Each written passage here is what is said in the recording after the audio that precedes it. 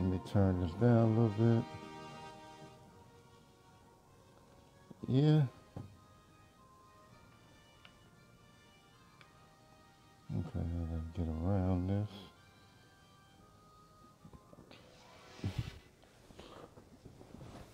Somebody's gonna get hurt real bad. This ought to be simple. Let's see, hit the. Not here. Well, I'd say that's worth 10 out of 10. I gotta resurrect the character. Crap.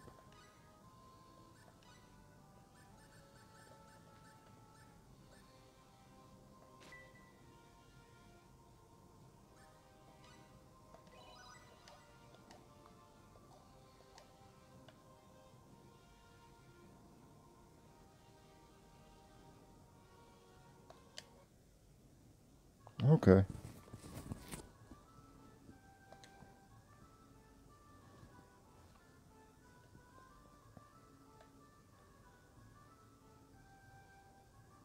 Hmm.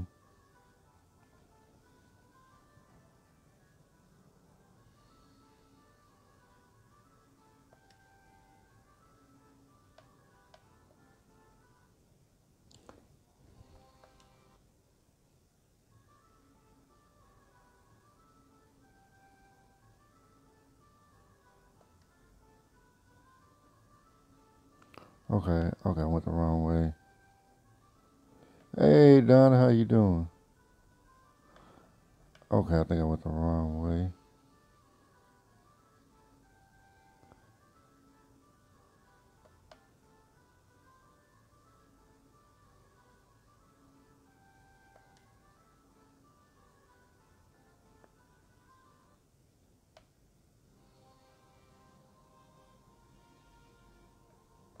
Wish I had.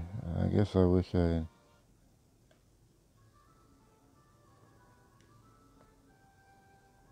Yeah. Yeah, I was just waiting for more people to come in, but I guess Donna, since you're here, yeah, I think I went the wrong way in the game, but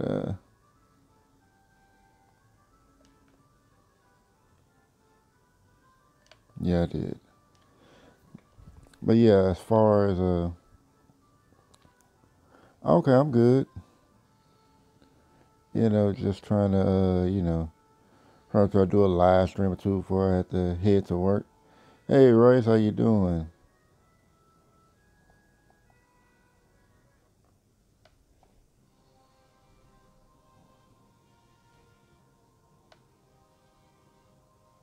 Yeah, don't forget that. Like a certain somebody who forgot. This ought to be simple. Let's get this over with fast.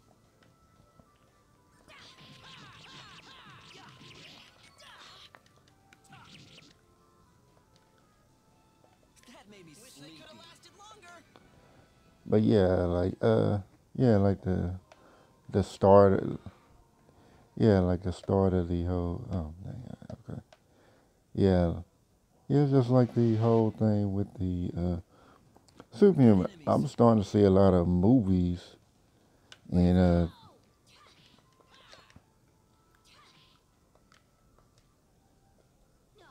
already? yeah, I'm starting to see a lot of movies that are starting to talk about like superhumans and people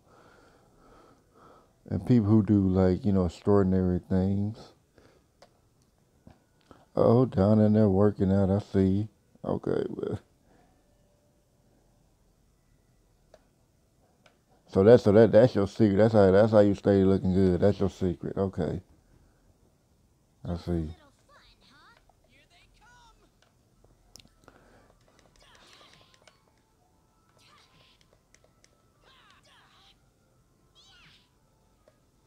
Yeah, but as far as Well, I'd say that's worth s- 10 out of 10. seeing movies and all that, like I'm seeing movies, TV shows showing a lot of superhumans, and it's really pushing this, and I'm wondering, are we going to start seeing a whole new different race of superhumans? And if we do, will it be like the X-Men, where like people who are not superhumans will feel like they are going extinct or not vital to the whole thing, or maybe it'd be some jealousy or fear of what they may do with these super abilities. And I mean, I mean, there's already like some people who would be considered superhumans that have been, documented. Like one guy whose name is Jack Chang, who's known as Dynamo Jack. I think he's Japanese, and I kind of heard about him from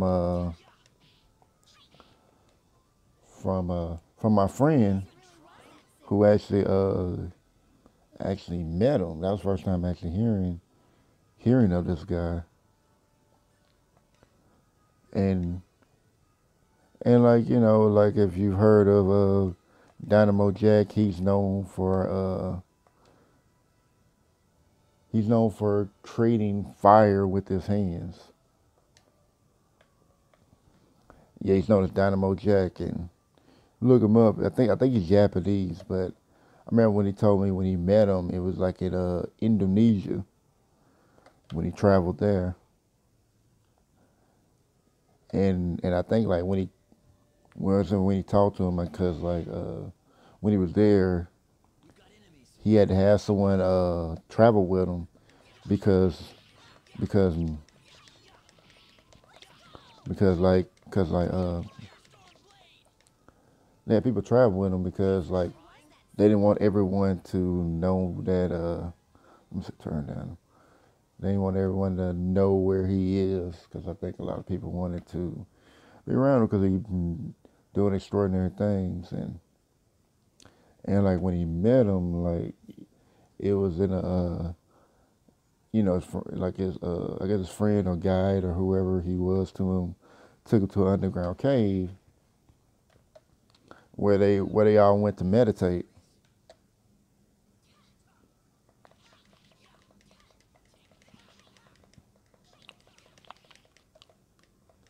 and I thought it was interesting that they went and did that, but yeah, he was telling me like his time doing it, and when he explained to him like how it was, I think he explained to him how it was done, and when he explained it to him, he was saying like that how he created fire was using creating lightning through his hands. So I guess probably like think about it a more scientific way is to say that he created fire by using the electrical charge from his body, the nervous system, the impulses that creates, and did that to create fire. Okay.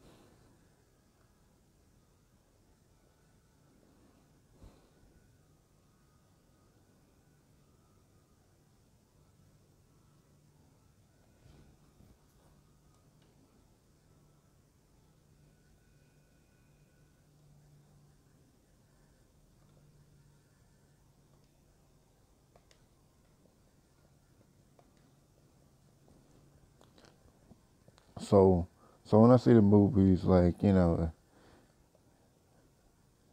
like one movie in particular, which I did tell Royce, hey, you if You didn't go see the movie. I told her I was gonna talk about this movie, so I gave her a week.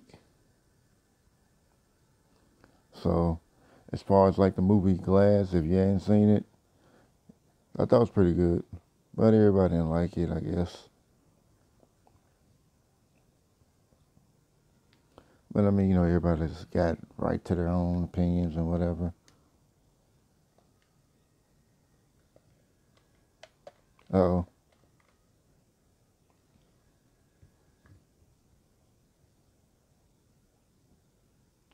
I'm just gonna save it.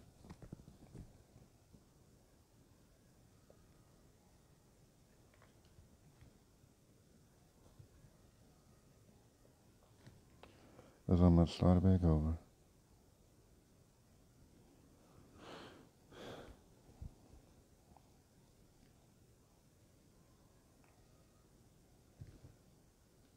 Hmm. This is irritating, but I guess I'll just start another game.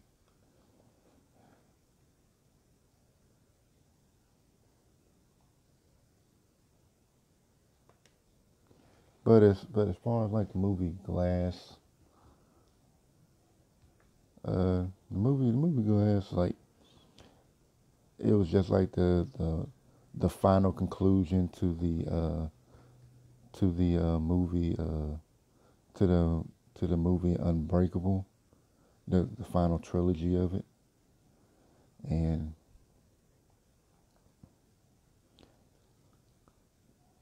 when that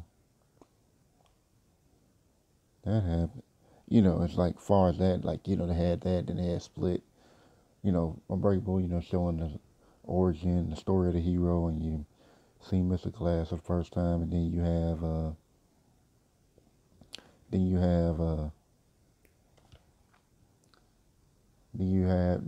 after that, have him become the hero, and then after that, then you have Split, which show like the origin story of the villain and the villain come together, which villain became known as the Horde, which like the villain had like 13, not 13, 23 different personalities and gave birth to a 24th one, which was a personality of which was a superhuman personality which they created called the Beast, and the Beast consists of attributes from different species of animals. So he could climb on walls. He had super strength. He was fast. He was really fast, and not like Flash or Quicksilver fast, but faster than normal. And on top of that, he could his body was nearly impenetrable. It was nearly impenetrable. So I mean, in Split Story, you had him taking like two shots. You had this one guy take two shots to the chest with a shotgun, like point blank range, and did not phase him. And you only knew that story was a second part of the Unbreakable trilogy when you see David Dunn, like the Bruce Willis character, watching the news after this happens. I mean, oh yeah, I also forgot to mention that he also was kind of he was a cannibal. He would take a young teenage. You would take. I mean, yeah, always taking young teenage girls. So but he considered the Beast considered those who had not went through any emotional trauma, any kind of abuse, as impure. So after that, so like anybody that's considered, that considered pure had went through some kind of abuse. Like, I mean, it's just like, I mean, that's like what that character, like, his original self really is, known as Kevin Wendell Crumb. Like, the only way to bring his real self out is to say his name. So I mean, like most split personality, so the social identity disorder had already, it's like all these personalities are taking over the original body, and they have and they take on life of their own. So like he's unaware of what's going on. So like during the movie Glass, you see the character David Dunn. This is like 18 years later because the original movie started in 2000, and like him fighting crime and all that, he became known as the overseer. That's what people dubbed him in the newspapers and articles and all that. So this movie, starts him out as him, fighting crime and him trying to find this person known as the Horde.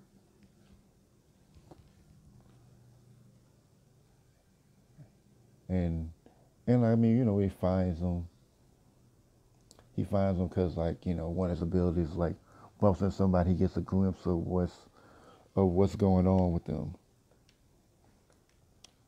So when he bumped into that guy with one of his personalities known as, I think his name is Headbig or something like that, or Hellbig or something like that. And that personality is like a 9-year-old child version of him. So like bumped into him while he was listening to some hip hop or some rap, and he seen the girls, seen like these 4 cheerleaders being tied up in a basement, ready to be sacrificed to the beast. So he had seen the structure, and I guess to make things work out for him, he works for a security company. I don't know if he did in the original Unbreakable series, original Unbreakable movie, because I didn't, I ain't seen it in so long. But he owned his own security company, so like his son was helping him, helped him out, and helped him find the location. So him doing that, he found the girls. He put on his trench coat as the overseer and went to stop it and had a one-on-one with the fight with the beast. He managed to save the girls, and when they jumped out of the glass, they were surrounded by police, and they were all put into a mental asylum along with Mr. Glass, who was already placed there from the Unbreakable trilogy, because he was the one that caused the accident that uh that killed all those people in that train station. So now you have this psychologist who somehow is able to contain these superhumans. With the beast, like when this beast personality comes out, she uses these hypnotic lights to to change his personality, to bring out another personality. So the beast can't use his superhuman abilities because another personality is taking over and they don't have superhuman abilities. So this lady's trying to convince these people that uh that what they're that everything that's been happening to them is just in their heads. It's a delusion that these two have made up, have concocted in their own minds. And the character Mr. Glass, he appears to not be responsible to anything. So over time, they're trying to, going through the psyche, like of these characters, and like like with Dave Dunn, like, well, maybe I shouldn't be here. Maybe I should be in here. Maybe I'm not really superhuman. Having really really imagine this, and then you have psychologists making the personalities doubt if the beast is actually, as powerful as they say he is. Because I think the beast power, a lot of his power comes from the belief in the other personalities in him. So the main personality who has like a strong faith in him was the personality Patricia.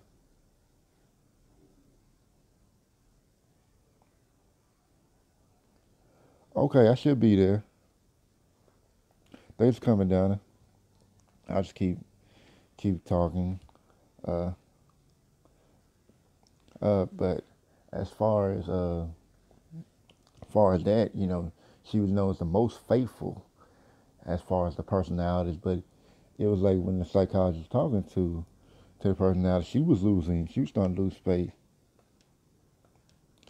until Mr. Glass came out of his room and convinced her, this personality, that what they believe isn't fake. Beast is real. That superhumans do exist, and that they and that they and that the world that the world needs to know about them. So of course after convincing them, the lady finds out, gives him a lobotomy, tries to gives him a lobotomy, and she and so she thought, but little did she know that Mr. Glass changed the thing, because I think they used some kind of laser kind of technology to. I think they give him that lobotomy, and he changed it so it wouldn't affect him. And after that he broke free the beast, turned off the machine that would have made him change back into a different personality. He changes them. He changes. He breaks them out because he had told David Dunn, like, if you don't break out and stop us, I'm going to set off a bomb that's going to kill a lot of people at this tower. So he breaks out the beast. So, like, David Dunn has to make a decision, to stop the beast, because the beast is breaking out. I don't know if he's killing anybody. I don't know if he's killing anybody, but he definitely was hurting a lot of people. So, with that, David does, goes out and stops him, breaks out of, busts out of his his cell door, and with that going, him breaking out the cell door, he goes, he finds his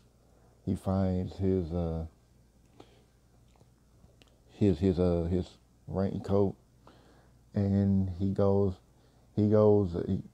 out to fight the beast. But at this point, like, fighting the beast, police have been called. So now the police, oh, what's up, Art? How you doing, brother? I'm just talking about Superhumans. I'm explaining the movie Glass. I don't know if you've seen it or not, but it's gonna be. I'm giving you some spoilers right now, so if you ain't seen I only gave like some of it, so you still have to watch the rest of it. But as as far as that, like, it starts like a whole big showdown with with the overseer and the beast, and, well, not the beast, the horde, more specifically, and they fight it out. And he finds out that Elijah, I forgot his last name, but Mr. Glass had the accident that he had caused with the train station, had killed his father, which left no one to protect him from his abusive mother. So he had, like, punched Glass in the stomach. Well,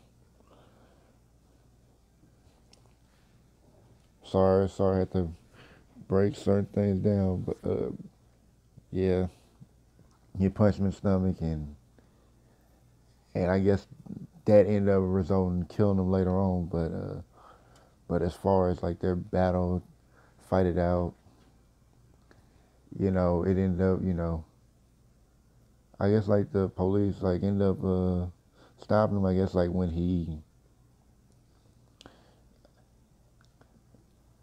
where the police were being taken out, like Overseer was the only one that was there protecting Bruce Willis's character, David Dunn, and they were, you know, managed to, stop the beast, and like and the girl that survived in the last one, I mean, she managed to bring him that back because like the beast had seen himself as an avenging angel against those who had been abusive who had been to the abusers that abused like children like him and that girl. So when she brought him back, you know the beast was taken out, and then like I guess like the overseer David Dunn's character, they police had taken him down, and he died, drowning in water because he wasn't resisting, pretty much, kind of got the black person treatment, got the black man treatment in that one.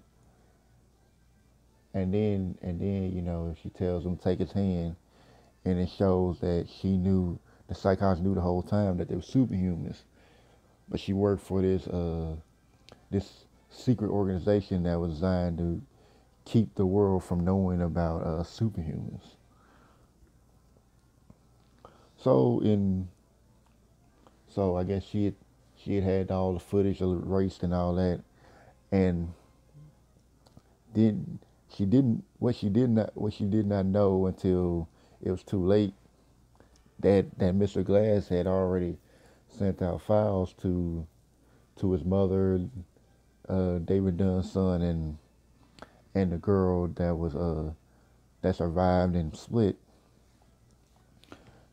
footage of the fight.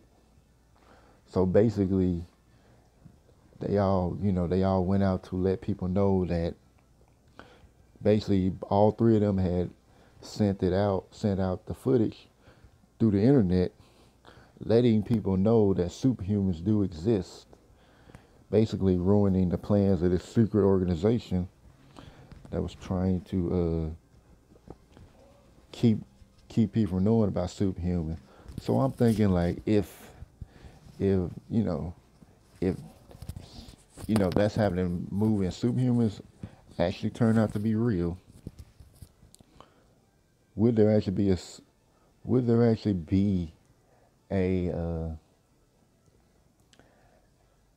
if the superhuman revolution was going to start, I mean, if superhumans are if there are more and more if there are more superhumans than we think, is there an organization out there that's looking to stop people from knowing about superhumans?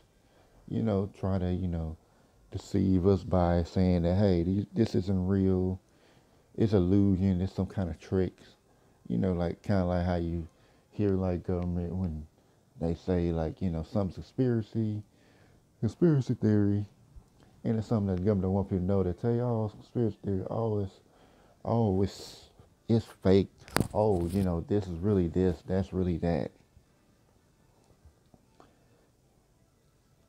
So I wonder, are there more superheroes than you possibly know? And I'll leave the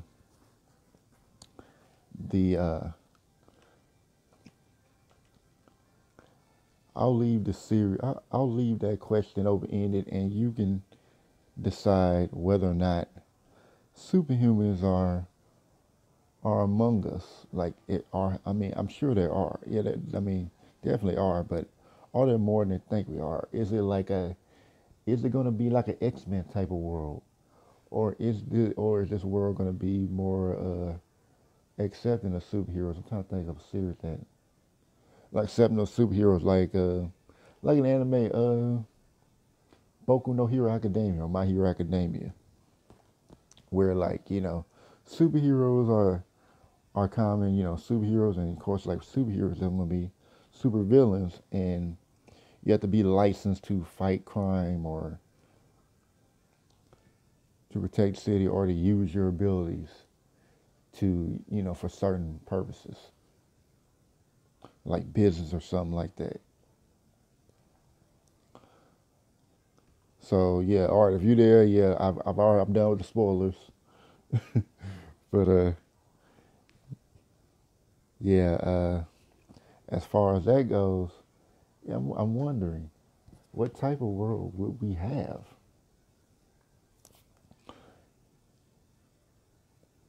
and if it does, will it be a good or bad thing?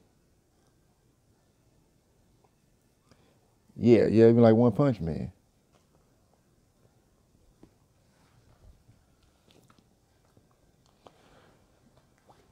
because I mean, I think it's coming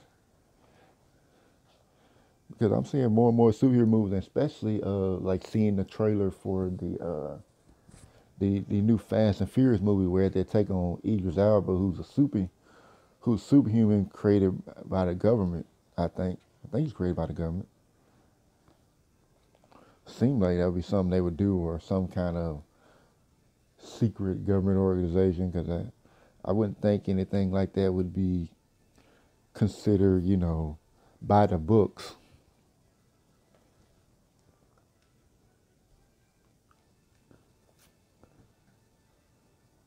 But yeah, as far as that, I guess y'all let me know in the comment section. I'm going I'm gonna end this one right now. But shout out to Donna being real for coming through. Shout out Rice, aka, for coming through. Shout out Arta Forte to coming through. Appreciate y'all coming through and listening to the stream. I'm like, he's talking gaming. I'm not gonna just talk a little bit then just game. But as far as that, I feel like once I get through with the story, once once I feel like I'm done with the whole once I feel like I'm done with talking, I just end it instead of like just playing and doing all that. So that way, you know, I've gotten to the point of what I'm talking about, and then end it, and I'm not trying not to make it too long either. So yeah, I appreciate y'all for coming through. I'm about to shut the stream down, but I hope y'all have a great day. I think I'm probably gonna do a quick gaming stream right after this. So if you're still around, all right, I'm probably gonna do another quick game stream after this. So shut this down and then start another one. So I'll see y'all later, guys.